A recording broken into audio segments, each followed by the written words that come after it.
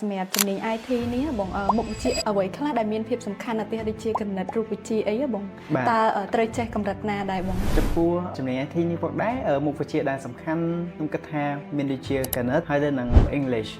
អ្នកមួយចំនួនគាត់ថាភាសា English អត់សូវជាចាំបាច់ប៉ុន្មានទេប៉ុន្តែខ្ញុំគិតថាភាសា English វាគឺជាមូលដ្ឋានគ្រឹះមួយដែលសំខាន់មែនទែនដើម្បីឲ្យយើងអាចប្រស័យតាក់ទងដូចជាការរៀនស្រាវជ្រាវមានន័យថាពេលដែលយើងចេះនិយាយឬចេះស្ដាប់ភាសា English គឺវាអនុញ្ញាតឲ្យយើងនឹងរៀនបានស៊ីជម្រៅដោយសារយើងអាចប្រស័យតាក់ទងទៅកាន់ global មានន័យថាយើងអាចរៀន online course ពីប្រទេសផ្សេងៗដូចជាអាមេរិកអីចឹងទៅតាក់ទងទៅនឹង computer សម្រាប់ខ្ញុំបើសិនជាអាហ្នឹងវាអាស្រ័យទៅលើនិស្សិតមួយរូបដែរបើសិនជាគាត់ចង់មាន target មួយដែលគាត់ចង់រៀនហើយស្រាប់តែឆ្នាំទី2យកចង់ចេញទៅ internship អីចឹងទៅគឺគាត់គួរខ្ញុំ recommend ឲ្យគាត់ទិញ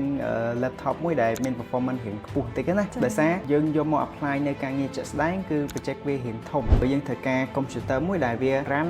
បានល្អចំពោះការលើកទឹកចិត្តរបស់ខ្ញុំ recommend មែនតើឲ្យបងប្អូនទាំងអស់គ្នាមករៀននៅជំនាញនេះដោយសារពិភពលោកយើងគឺឈានដល់សម័យកាលមួយដែលសម័យកាល AI ប្រើប្រាស់នៅបច្ចេកវិទ្យាទំនើបដល់អញ្ចឹងទៅគឺយើងរៀននៅជំនាញនេះគឺយើងទទួលបានអត្ថប្រយោជន៍យើងយល់ដឹងកាន់តែច្បាស់អំពីបច្ចេកវិទ្យាថ្មីការពារខ្លួនយើងមិនត្រឹមតែរៀនយកចំណេះដឹងទេយើងក៏មានមូលដ្ឋានមួយដែលយកវាហ្នឹងយកមកការពារខ្លួនយើងដើម្បីកុំឲ្យមានការខ្លាញ់បារម្ភឬការបោកប្រាស់អំពីជនដែលយល់ដឹងពីខាងបច្ចេកវិទ្យាហ្នឹងផងដែរហើយមនុស្សទៀតក៏មានជួយដល់សង្គមជាតិរបស់យើងឲ្យកាន់តែរីកចម្រើននិងមានការអភិវឌ្ឍកាន់តែខ្ពស់ទៅលើវិស័យ digital នេះផងដែរនេះខ្ញុំសូមជម្រាបសួរពុកម៉ែបងប្អូនទាំងគ្នាសូមស្វាគមន៍មកកាន់កម្មវិធី Major and Career Talk Show កម្មវិធីនេះផងដែរត្រូវបានបង្កើតឡើងដោយអង្គការបណ្ដុះបណ្ដាលវិជ្ជាជីវៈនិងអភិវឌ្ឍអាជីពដែលហៅកាត់ថា MACA ហើយគោលបំណងក្នុងការបង្កើតកម្មវិធីនេះឡើងគឺដើម្បីជជែកគ្នាអំពីការជ្រើសរើសជំនាញសិក្សានិងអាជីពការងារឲ្យបានត្រឹមត្រូវនិងស្វែងយល់ឲ្យបានកាន់តែច្បាស់អំពីជំនាញសិក្សានិងអាជីពការងារនីមួយៗទៅកាន់សិស្សនិស្សិតសាធារណជនជាពិសេសយុវជនកម្ពុជាទាំងមូលដែលមិនទាន់មានភាពច្បាស់លាស់ក្នុងការជ្រើសរើសជំនាញសិក្សានិងអាជីពការងារដែលខ្លួនស្រឡាញ់នាពេលអនាគតនៅថ្ងៃនេះផងដែរយើងមានវាគ្មិនមួយរូបដែលលោកគឺជានិស្សិតជំនាញ IT ហើយលោកក៏បានត្រៀមខ្លួនជាស្រេចក្នុងការចែករំលែកបទពិសោធន៍ទៅកាន់ពុកម៉ែបងប្អូនទាំងគ្នាដូច្នេះកុំឲ្យខាតពេលវេលាយូរយើងទៅជួបជាមួយគាត់ទាំងអស់គ្នាជម្រាបសួរបងចាមុននឹងឈានចូលដល់ការចែករំលែកបទពិសោធន៍របស់បងខ្ញុំចង់ឲ្យបងជួយណែនាំខ្លួនទៅកាន់ពុកម៉ែបងប្អូនរបស់យើងជាមុនសិនជំរាបសួរខ្ញុំបាទឈ្មោះសុតបញ្ញាខ្ញុំបច្ចុប្បន្នខ្ញុំរៀននៅសាកលវិទ្យាល័យភូមិន្ទភ្នំពេញដែលជានិស្សិតឆ្នាំទី3បច្ចុប្បន្នក៏ជា web developer នៅអង្គការ MACA ផងដែរចាអរគុណច្រើនបងដោយសារតែបងជានិស្សិតជំនាញ IT ដូច្នេះយើងចូលទៅដល់ប្រធានបទរបស់យើងហ្មងគឺតកតងទៅនឹងជំនាញ IT សំណួរដំបូងដែលខ្ញុំចង់សួរទៅកាន់បងតើបងអាចចែកម្លែកត្រួសថាតើអ្វីទៅជាជំនាញ IT ដែរបងតកតងនឹងជំនាញ IT ជំនាញ IT គឺជាជំនាញមួយដែលគេសិក្សាទៅលើបច្ចេកវិទ្យា digital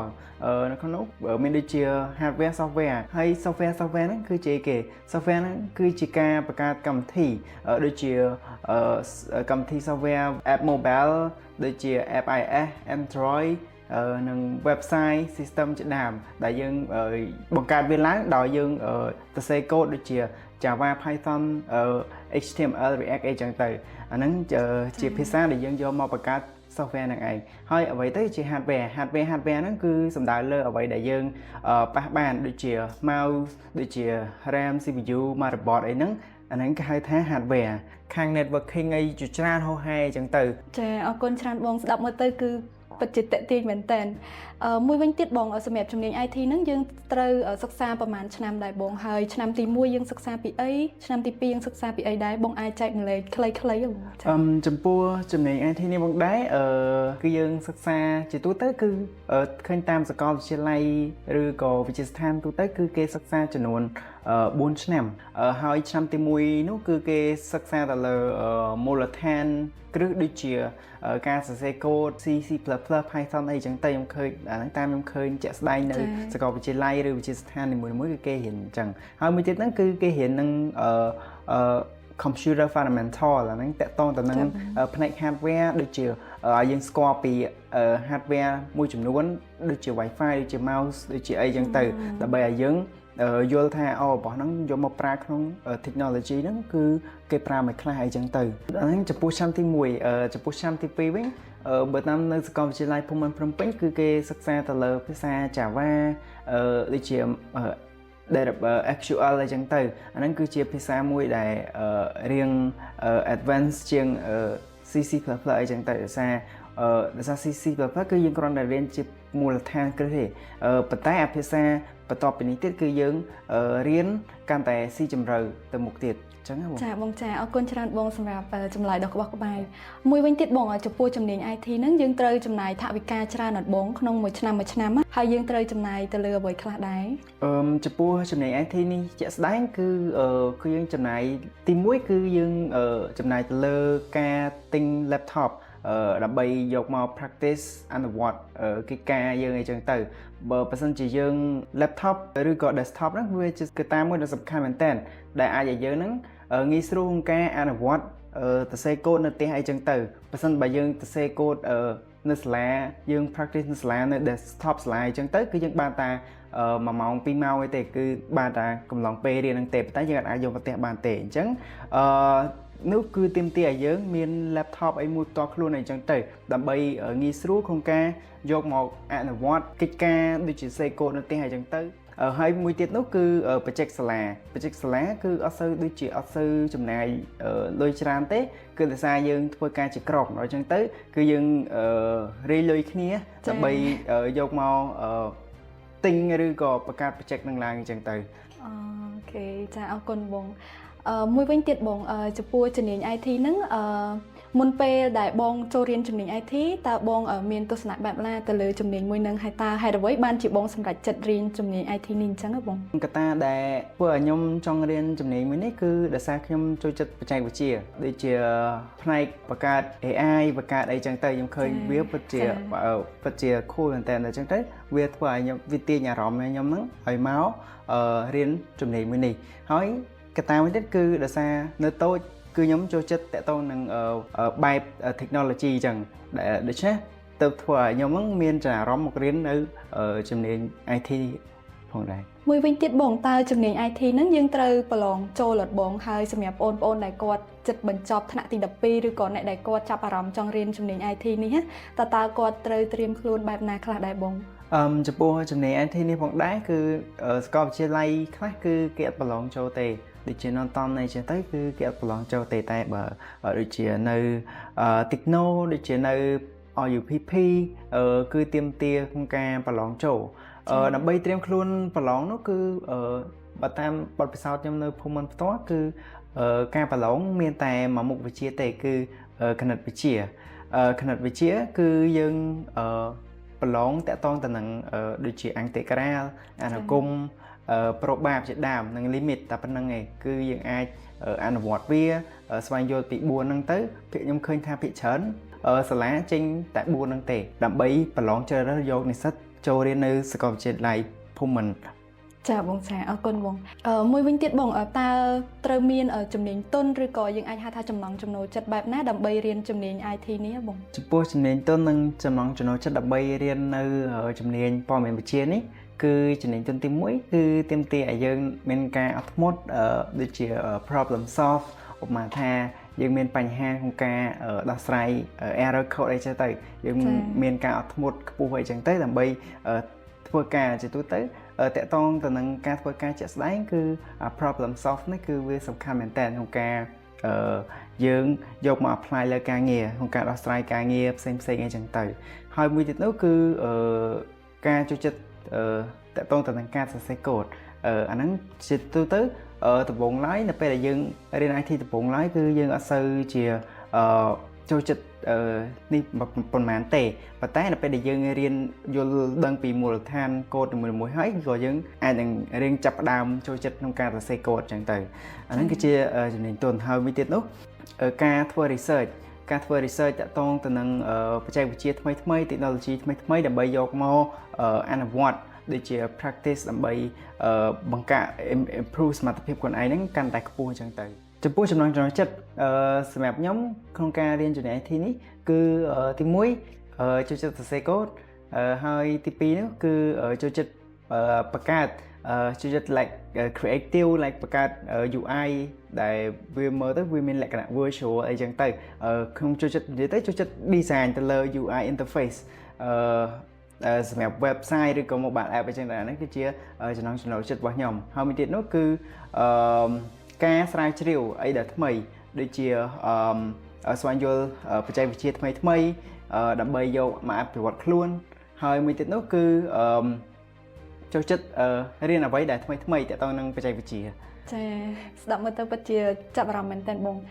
មួយវិញទៀតបងសម្រាប់ជំនាញ IT នេះបងមុខវិជ្ជាអ្វីខ្លះដែលមានភាពសំខាន់ណាស់ដូចជាគណិតរូបវិទ្យាអីបងតើត្រូវចេះកម្រិតណាដែរបងចំពោះជំនាញ IT នេះផងដែរមុខវិជ្ជាដែលសំខាន់ខ្ញុំគិតថាមានដូចជាគណិតហើយទៅនឹង English អ្នកមួយចំនួនគាត់ថា English ភាសា English អត់សូវជាចាំបាច់ប៉ុន្មានទេប៉ុន្តែខ្ញុំគិតថាភាសា English វាគឺជាមូលដ្ឋានគ្រឹះមួយដែលសំខាន់មែនទែនដើម្បីឲ្យយើងអាចប្រស័យតាក់ទងដូចជាការរៀនស្រាវជ្រាវមានន័យថានៅពេលដែលយើងចេះនិយាយឬចេះស្ដាប់ភាសា English គឺវាអនុញ្ញាតឲ្យយើងនឹងកាន់តែរៀនបានស៊ីជម្រៅដោយសារយើងអាចប្រស័យតាក់ទងទៅកាន់ global មានន័យថាយើងអាចរៀន online course ពីប្រទេសផ្សេងៗដូចជាអាមេរិកអីចឹងទៅគឺយើងទទួលបានចំណេះដឹងនិងបច្ចេកវិទ្យាថ្មីដោយការយល់ដឹងភាសា English នេះឯងហើយមួយទៀតនោះគណិតគឺក៏វាសំខាន់ផងដែរក្នុងការរៀនមុខវិជ្ជា IT ដោយសារយើងឃើញផងដែរដូចជាការធ្វើ AI ក៏យើងយកគណិតយកមក apply នៅក្នុង AI នោះផងដែរប៉ុន្តែខ្ញុំគិតថាគណិតគឺនៅតែសំខាន់ក្នុងការយកមកប្រើប្រាស់នៅក្នុងជំនាញ IT ចាអរគុណបងចឹងនៅក្នុងកំឡុងពេលសិក្សាលើជំនាញ IT នេះចំពោះកុំព្យូទ័រតើសិស្សនិស្សិតគួរទិញកុំព្យូទ័របែបណាដែរបងចំពោះនិស្សិត IT តកតងទៅនឹងកុំព្យូទ័រសម្រាប់ខ្ញុំបើសិនជាអាហ្នឹងវាអាស្រ័យទៅលើនិស្សិតមួយរូបដែរបើសិនជាគាត់ចង់មាន target មួយដែលគាត់ចង់រៀនហើយស្រាប់តែឆ្នាំទី2យកចង់ចេញទៅ internship អីចឹងទៅគឺគាត់គួរខ្ញុំ recommend ឲ្យគាត់ទិញ laptop មួយដែលមាន performance រៀងខ្ពស់បន្តិចណាដោយសារយើងយកមក apply នៅការងារបច្ចេកស្ដែងគឺ project វារៀងធំដូចចឹងទៅយើងត្រូវការ computer មួយដែលវា run បានល្អបើសិនហើយមួយទៀតនោះបើសិនបើជានិស្សិតនោះគឺគាត់អត់សូវគាត់មាន target ឬមាន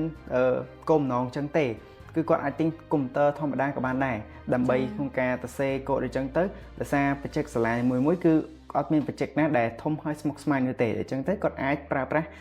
នៅ laptop ធម្មតាយកមកសរសេរកូដបានចាអរគុណបងមួយវិញទៀតបងធ្លាប់ឮមានអ្នកមួយចំនួនគាត់និយាយថារៀនជំនាញ IT អត់មានការងារធ្វើតើបងយល់យ៉ាងណាដែរចំពោះការលើកឡើងបែបនេះបងចំពោះការលើកឡើងបែបនេះខ្ញុំអត់មិនឃើញថាតកតងតែជំនាញ IT ទេជំនាញផ្សេងក៏ខ្ញុំឃើញគឺពួកគាត់មានមតិយោបល់បែបហ្នឹងដែរជាទូទៅបើសិនជាយើងបុគ្គលម្នាក់គឺគាត់មានសមត្ថភាពពិតប្រាកដគាត់យល់ដឹងច្បាស់លាស់គឺទៅកន្លែងណាក៏គេទទួលគាត់យកគាត់ដែរអញ្ចឹងអាហ្នឹងវាអាស្រ័យទៅលើចំណេះដឹងរបស់បុគ្គលដែរទេចាមួយវិញទៀតបងតើជំនាញ IT យើងអាចធ្វើការងារអ្វីបានខ្លះដែរបងចំពោះជំនាញ IT គឺយើងអាចធ្វើការងារបានដូចជាខាង web development ខាងអ្នកអភិវឌ្ឍគេហទំព័រ website ដែលគេហៅថាអ្នកធ្វើ website នឹងឯងហើយមួយទៀតនោះខាង mobile app នោះគឺជាអ្នកអភិវឌ្ឍកម្មវិធីទូរស័ព្ទដូចជា Android ជា iOS អីចឹងទៅហើយមួយទៀតគឺតកតងនឹង cyber security នេះគឺតកតងនឹងការ protect នៅលើ system ឬ app អីរបស់យើងហ្នឹងឲ្យវាមាន secure ហើយវាមានច្រើនផ្សេងទៀតអញ្ចឹងណាចាអរគុណច្រើនបងមួយវិញទៀតបងតើបច្ចេកវិទ្យា AI ឬក៏យើងហៅកាត់ថា AI បានជួយសម្រួលអ្វីខ្លះនៅក្នុងជំនាញ IT នេះដែរបងចំពោះ AI ដែលយើងហៅពេញថា artificial intelligence ហ្នឹងគឺវាជួយទៅលើវិស័យ IT ទីមួយគឺវាអាចជាគ្រូបង្រៀនក្នុងការបង្រៀនយើងដូចជាយើងឆ្ងល់អំពីដំណោះស្រាយមួយយើងដោះស្រាយវាអត់ចេញទេអញ្ចឹងទៅយើងសួរវាគឺវាអាចនឹងបញ្ចូល detail តទៅនឹងcode នឹងវាដោះស្រាយបញ្ហាអញ្ចឹងទៅហើយមួយទៀតនោះគឺវាជួយពង្រឹងការងារនៅពេលដែលយើងធ្វើការ បើយើងប្រៀបធៀបនឹងសម័យមុនគឺគេសរសេរដោយដៃសតតែម្ដងប៉ុន្តែសម័យនេះគឺយើងប្រើ AI ដើម្បីយកមកសរសេរកូដនៅពេលដែលវាសរសេរហើយគឺយើងចាប់ផ្ដើមពិនិត្យមើលថាតើដូចអ្វីដែលយើងចង់បានអីអត់អញ្ចឹងទៅធ្វើឲ្យការសរសេរកូដយើងនឹងកាន់តែមានភាពលឿនដល់អញ្ចឹងការដោះស្រាយបញ្ហាយើងក៏លឿនដែរ ចាអរគុណច្រើនបងតើបងមានមតិផ្ដាំផ្ញើឬក៏ពាក្យលើកទឹកចិត្តទៅកាន់បងប្អូនឬអ្នកដែលគាត់ចង់រៀនជំនាញ IT នេះបងសូមជួយបងចំពោះការលើកទឹកចិត្តរបស់ខ្ញុំ recommend មែនតើឲ្យបងប្អូនទាំងអស់គ្នាមករៀននៅជំនាញនេះដោយសារពិភពលោកយើងគឺឈានដល់សម័យកាលមួយដែលសម័យកាល AI ដែលគឺប្រើប្រាស់នៅបច្ចេកវិទ្យាទំនើបដល់អញ្ចឹងទៅគឺយើងរៀននៅជំនាញនេះគឺយើងទទួលបានអត្ថប្រយោជន៍យើងយល់ដឹងកាន់តែច្បាស់អំពីបច្ចេកវិទ្យាថ្មីការពារខ្លួនយើងមិនត្រឹមតែរៀនយកចំណេះដឹងទេយើងក៏មានមូលដ្ឋានមួយដែលយក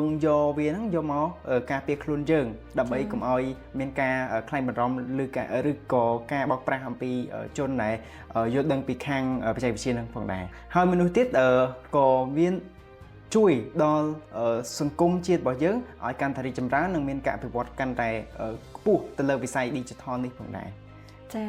អរគុណច្រើនបងសម្រាប់ការចំណាយពេលវេលាចែកម្លែកបទពិសោធន៍ទៅកាន់ពុកម៉ែបងប្អូនទាំងគ្នាហើយវីដេអូរបស់យើងក៏បានមកដល់ទីបញ្ចប់សូមអរគុណពុកម៉ែបងប្អូនទាំងគ្នាសម្រាប់ការចំណាយពេលវេលាដ៏មានតម្លៃទស្សនាវីដេអូមួយនេះតាំងពីដើមរហូតដល់ចប់នាងខ្ញុំនិងក្រុមការងារសូមអរគុណសូមជម្រាបលា